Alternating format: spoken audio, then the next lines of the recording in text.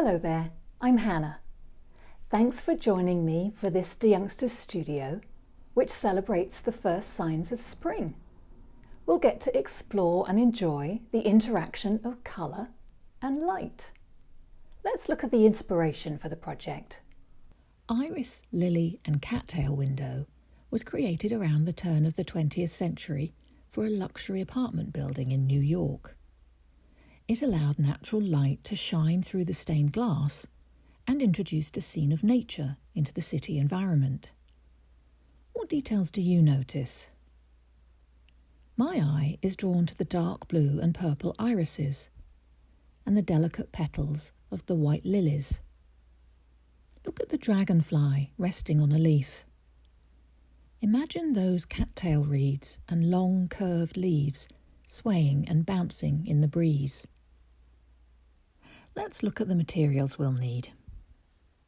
9 by 12 inch black construction paper, a ruler, pencil and some scissors, some spare paper, a pencil and maybe an eraser for sketching, a gallon-size plastic baggie or any clear plastic bag or sheet protector will do, some masking tape and glue stick, some glue dots or clear tape is handy for sticking your work in the window, and black and various colour permanent markers. If you don't have permanent markers, you could use crayons with tracing or parchment paper instead. Let's make the frame first. Fold the construction paper in half, then in half again. Line up the ruler against all 3 open edges and draw pencil lines. Cut through the fold. You may need some help as we're cutting through several layers of paper. Fold it back the other way to hide the pencil marks inside. Think about signs of spring you might have seen outside to include in your window design. It could be flowers, grasses or leaves. Maybe you've spotted a butterfly, ladybug or bee. Practice sketching some ideas on spare paper. You might prefer to sketch first and then think about the framing. Or use the construction paper frame to draw a rectangle so you know how big to make your sketch. Consider choosing one main object of focus for your window art. Finalise your design by highlighting with pen just the simple shapes and lines you need. It's better to use a bright colour, not black like I did here. That'll make it easier to trace onto the plastic later. I like to extend the lines beyond the rectangle. Having some overlap will make it easier to mount in the frame. You might try out some colours to see what you want to use on the plastic later. Let's cut the plastic now. I find it easier to have the bag flat on the table. Trim off the top. Use one hand to hold it still as you cut. Lay the plastic over the design and trim to be about ½ inch bigger all the way round. Tape the corners down to the paper so the plastic doesn't shift around. With your black permanent marker, carefully trace over the sketch lines. Permanent marker stays wet on the plastic for a while and can smudge. If you turn the paper as you go, you can avoid leaning your hand where you've just traced.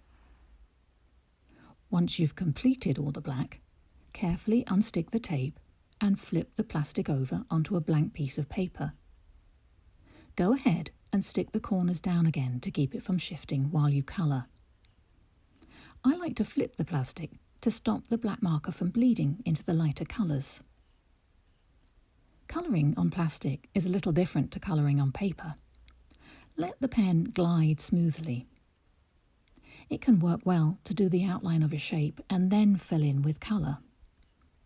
Consider colouring in one direction to get an even coverage. Be patient. It takes a bit more time working on plastic. If you don't have many permanent markers or prefer to use crayons, you can do the project on tracing or parchment paper. Let me show you how to frame it.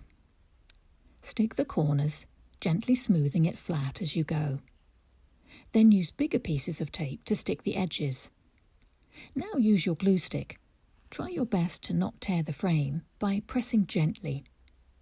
fold closed and press to stick. We're nearly ready to display your signs of spring. Consider which side you want to see from inside and stick glue dots or tape rolls on the other side.